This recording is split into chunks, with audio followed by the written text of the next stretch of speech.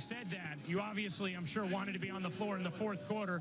Normally you would be in a close game. What did you think about being on the bench for the entirety of that fourth? I just go out there and play. Whenever I'm called upon to play basketball, go out there and help. That's what I do. What kind of conversations have you had? What kind of conversations have you had?